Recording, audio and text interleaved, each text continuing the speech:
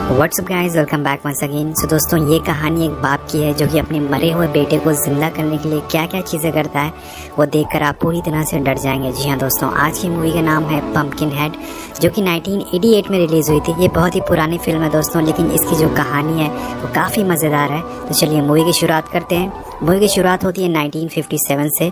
हम एक आदमी को देखते हैं जिसका नाम टॉम होता है, जिसके हाथ में एक बंदूक होती है और उसके पास उसकी फैमिली भी बैठी होती है। सो गाइज, यहाँ पर हम देखते हैं कि ये सभी लोग बहुत ही ज़्यादा डरे हुए होते हैं। ये सभी लोग गॉड से प्रे कर रहे होते हैं और हम अगले पल एक आदमी को देखते हैं जो कि जंगल में किसी से डर कर भाग रहा होता है। वो भागकर टॉम के घर के बाहर आता है और बहुत ही ज़्यादा डरा हुआ होता है। टॉम से मदद मांगता है, ज़ोर ज़ोर से टॉम से बोलता है कि प्लीज़ मुझे अंदर आने दो। लेकिन टॉम उसे बोलता है कि मुझे माफ़ करो, मेरी फैमिली मेरे साथ है, मैं उनको खतरे में नहीं डाल सकता हूँ। जिसके बाद हम देखते हैं कि उसके पीछे एक क्रिएचर पड़ा हुआ था, वो आदमी को खींच कर ले जाता है और मार देता है। इस पूरे हादसे को दोस्तों टॉम का बेटा एड हार्ली जो कि अपनी खिड़की से देख लेता है। और अब हम प्रेजेंट का सीन दिखते हैं जहाँ पर एड अब बड़ा हो चुका है और उसका भी एक बेटा होता है जिसका नाम बिली होता है। सो गाइस, यहाँ पर हम देखते हैं कि एड बिली को अपनी जान से भी ज़्यादा प्यार करता है, क्योंकि उसकी वाइफ की मौत हो चुकी है, इसलिए वो अकेला ही उसकी फैमिली में बचा हुआ है। तो ये दोनों अपनी शॉप पर निकल जाते हैं। उसके बाद इनकी एक गैराज होती है दोस्तों, और उसके बाद हम नेक्स्ट सीन में यहाँ पर हम कुछ लड़कों को देखते हैं जो कि छुट्टियाँ मनाने के लिए टाउन से दूर आते हैं। रास्ते में इन्हें एक आदमी दिखता है, तो स्टीव जो इनमें से एक लड़का होता है वो बताता है कि इस आदमी ने अपनी वाइफ को मार दिया था और उसे खा लिया था ताकि किसी को कोई सबूत ना मिले। तो ये काफ़ी अजीब बात होती है। उसके बाद ये सभी दोस्त एड के गैराज में पहुंच जाते हैं थोड़ा रिलैक्स करने के लिए। इनमें से एक लड़के का नाम जो होता है वो अपनी माउंटेन बाइक निकालता है और चलाने लगता है। उसके पीछे पीछे उसका जो भाई होता है वो भी अपनी बाइक निकालता है और वापस उसके साथ निकल जाता है। उसके बाद हम गैराज के बाहर एक ट्रक को देखते हैं जिसमें कई सारे बच्चे बैठे होते हैं। इस ट्रक को चला रहे थे मिस्टर वैलेस, और ये सभी बच्चे मिस्टर वैलेस के पोते होते हैं। इनमें से जो सबसे छोटा बच्चा होता है वो एक बॉल को चुरा लेता है, लेकिन तभी उनमें से जो सबसे बड़ा वाला बच्चा होता है जिसका नाम बंट होता है वो उसे डराने लगता है। वो बोलता है कि तुम्हें पता है ना कि कुछ बुरा करने पर क्या होता है। और सभी बच्चे दोस्तों अगले सीन में पंपकिन हेड बोलने लगते हैं और उस छोटे वाले बच्चे को डराना चालू कर देते हैं। अब मिस्टर वैलेस एड की दुकान पर जाते हैं और उनसे बोलते हैं कि मेरा सामान अभी तक तुमने क्यों नहीं पहुँचाया है। तो एड उनसे बोलता है कि मुझे माफ़ करना, मैं सामान घर पर ही भूल गया था। और मिस्टर वैलेस बोलते हैं ठीक है, अंधेरे होने से पहले मेरा सामान मेरे घर पर पहुंचा देना। उसके बाद दोस्तों एड अब मिस्टर वैलेस का सामान ले जाने लगता है और बिली से बोलता है कि तुम गैराज में ही रहना, गैराज के बाहर मत निकलना, और वो वहाँ से निकल जाता है। उसके बाद हम थोड़ी देर बाद देखते हैं कि बिली का जो कुत्ता होता है वो भागकर बाहर चला जाता है और बिली भी उसके पीछे पीछे जाने लगता है और वो भागकर वहीं चला जाता है जहाँ पर जो और स्टीव बाइक चला रहे थे। अब बिली भी यहाँ पर पहुँच जाता है और मैगी बिली को रोकने की कोशिश करती है, लेकिन तभी दोस्तों जो अपनी बाइक से बिली को ठोकर मार देता है, जिससे कि वो वहीं पर गिर जाता है। उसके बाद सभी लोग यहाँ पर डर जाते हैं और हम देखते हैं कि जो अब भागने लगा है। स्टीव बोलता है कि ये बस एक हादसा था, प्लीज़ यहाँ से मत भागो। जो बोलता है कि मैंने शराब पी थी, अगर उन्हें पता चल गया तो वो लोग मुझे छोड़ेंगे नहीं, और वो यहाँ से भाग जाता है अपनी गर्लफ्रेंड के साथ। लेकिन दोस्तों मैगी जो होती है वो अभी भी बिली के पास होती है। वो बोलती है कि जल्दी एम्बुलेंस को बुलाओ।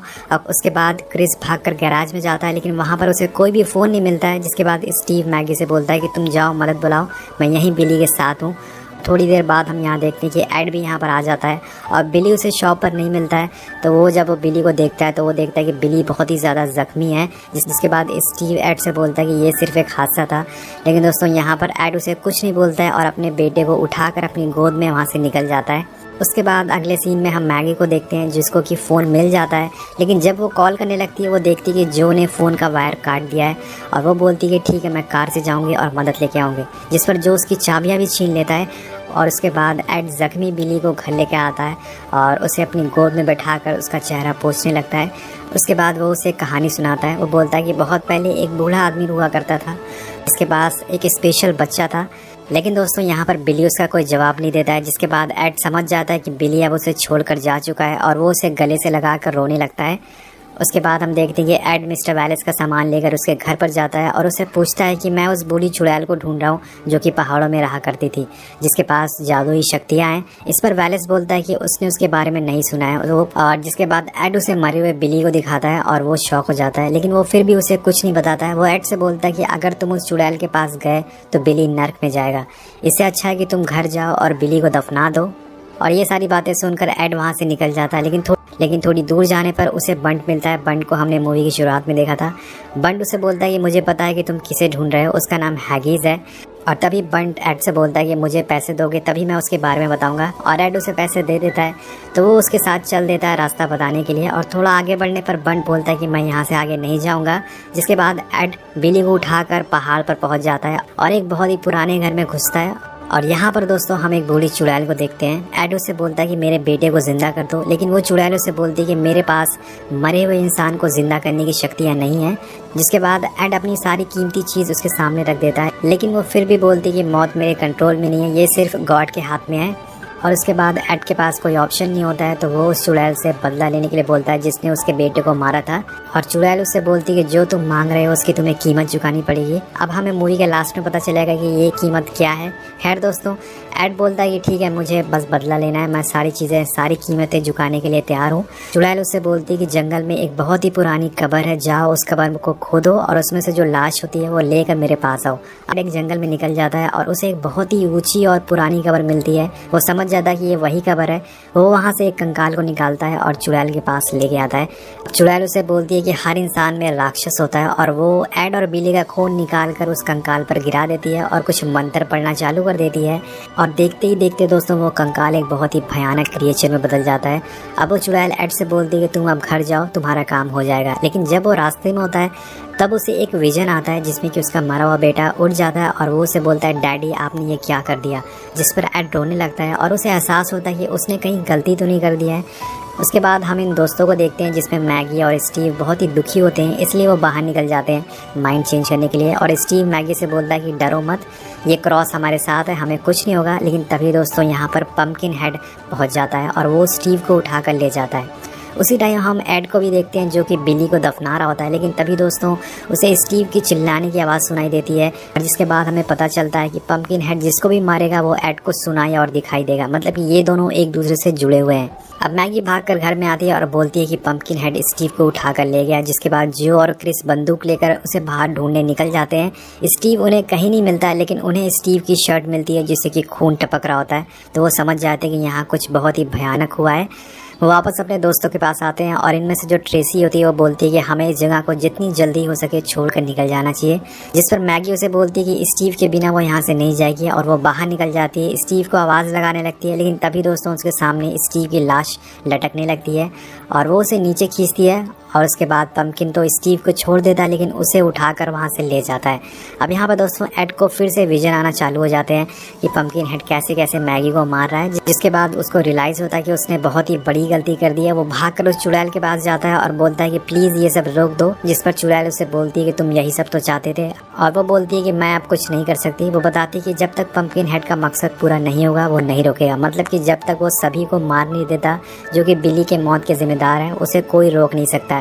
जिसके बाद एड उसे बोलता है कि वो उसे खुद रोकेगा, लेकिन चुड़ैल उसे बोलती है अगर तुमने उसे रोका तो तुम भी मारे जाओगे। एड उसके बाद हम फिर से पंपकिन हेड को देखते हैं जो कि मैगी को लेकर वापस आता है और उसका सिर शीशे में दे मारता है। जिसके बाद उसकी वहीं मौत हो जाती है। अब वो ट्रेसी को पकड़ने वाला होता है जिस पर कि जो उस पे हमला कर देता है। वो जो को मारकर वहीं गिरा देता है और ट्रेसी को उठाकर ले जाता है। अब ये तीनों दोस्त ट्रेसी को ढूंढना चालू कर देते हैं और देखते हैं कि पंपकिन हेड ने ट्रेसी को बहुत ही ऊंचे पेड़ से लटका रखा है और अगले पल ही वो उसे नीचे फेंक देता है जिससे कि उसकी भी मौत हो जाती है। अब ये तीनों दोस्त भी बहुत ही ज्यादा डर जाते हैं। जिसके बाद एड यहाँ पर अपनी बंदूक लेके आ जाता है और पंपकिन हेड को गोली मार देता है, लेकिन वो इतनी आसानी से दोस्तों मरने वाला नहीं था। वो फिर से उठ जाता है और एक बंदूक जो के पेट में घुसा देता है और जिससे कि उसके बाद उसे ऊपर उठा देता है और उसकी भी वहीं मौत हो जाती है। लेकिन तभी दोस्तों हम यहाँ पर एक कुत्ते को देखते हैं जो कि एड पर हमला कर देता है और उसके हाथ को काटना चालू कर देता है। जिसके बाद वही सेम दर्द पंपकिन हेड को भी होने लगता है, मतलब कि ये दोनों आपस में जुड़े हुए हैं। अगर एड को कुछ होता है तो पंपकिन हेड को भी वही चीज़ होगी। यहाँ पर दोस्तों हमें पता चलता है कि यही वो कीमत है जो कि उस चुड़ैल ने एड को बताई थी। उसके बाद ट्रेसी और क्रिस बंट के पास पहुंच जाते हैं और बंट उससे पूछता है कि पंपकिन हेड देखने में कैसा है। जिस पर क्रिस उससे गुस्सा हो जाता है और उसे पूछता है कि कोई हमारी मदद क्यों नहीं कर रहा है। जिसके बाद बंट बोलता है कि मुझे पता है कि कहाँ जाना है और वो उन दोनों को लेकर एक सेफ जगह पर जाता है और बताता है कि ये एक हैवान है जो कि रात में निकलता है। बंट उन्हें बताता है कि अगर कोई भी आदमी किसी के साथ बुरा करता है तो पंपकिन हेड उसे मार देता है। तो ये समझ जाते हैं कि इनकी वजह से बिली की जान गई थी, इस वजह से पंपकिन हेड उनके पीछे पड़ा हुआ है। क्रिस बोलता है कि हमें वहाँ ले चलो जहाँ पर कार पार्क करते हैं ताकि ये लोग वहाँ से कार लेकर भाग सकें। ये लोग वहाँ पर पहुँच भी जाते हैं, लेकिन दोस्तों यहाँ पर पंपकिन हेड ने उन सभी गाड़ियों को पहले से ही तोड़ दिया था और अब वो क्रिस को भी पकड़ लेता है, जिसके बंट और ट्रेसी भागने लगते हैं। यहाँ से में इनको एड मिलता है और एड इन दोनों को अपने घर पे ले जाता है। यहाँ पर ट्रेसी एड से बोलती है कि मुझे माफ़ कर दो, वो बस एक हादसा था, मैं बिली को बचाना चाहती थी लेकिन मैं उसे बचा नहीं पाई, और बोलती है कि प्लीज़ ये सब रोक दो। भी दोस्तों पंपकिन हेड क्रिस को लेकर यहाँ भी पहुँच जाता है और वो बंट को भी पकड़ लेता है, जिसके बाद एड उसे मारने की कोशिश करता है, लेकिन तभी एड के हाथ में एक भाला घुस जाता है और पंपकिन हेड को भी वही दर्द होने लगता है जो कि एड को हो रहा है, और पंपकिन हेड बंट को छोड़ देता है। और ये सारी चीज़ें ट्रेसी देख लेती है। वो समझ जाती है कि अगर पंपकिन हेड को मारना है तो पहले एड को मारना पड़ेगा। और उसके बाद हम देखते हैं कि एड भी अब पंपकिन हेड जैसा बनता जा रहा है, वो पूरी तरह से उसमें चेंज होता जा रहा है, लेकिन वो अपने आप को कंट्रोल करता है और डिसाइड करता है कि वो अपने आप को गोली मार लेगा जिससे कि इन लोगों की जान बच जाए। वो जैसे ही अपने आप को गोली मारता है पंपकिन हेड भी वहीं गिर जाता है, लेकिन दोस्तों एड में अभी भी थोड़ी सी जान होती है, इसलिए पंपकिन हेड दोबारा उठ जाता है और बंट को पकड़ लेता है। देखिए एड ट्रेसी से बोलता है कि मुझे मार दो, अगर तुम मुझे मारोगे तभी तुम सभी की जान बच पाएगी।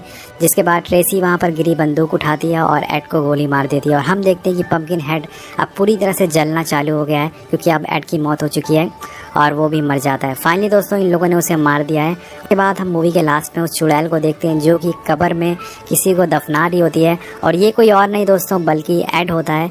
सो मूवी यहीं पे ख़त्म हो जाती है। आपको मूवी कैसी लगी दोस्तों नीचे कमेंट करके ज़रूर बताइएगा और चैनल को सब्सक्राइब ज़रूर करिएगा। मिलते हैं आपसे अगली वीडियो में। Thank you so much watching.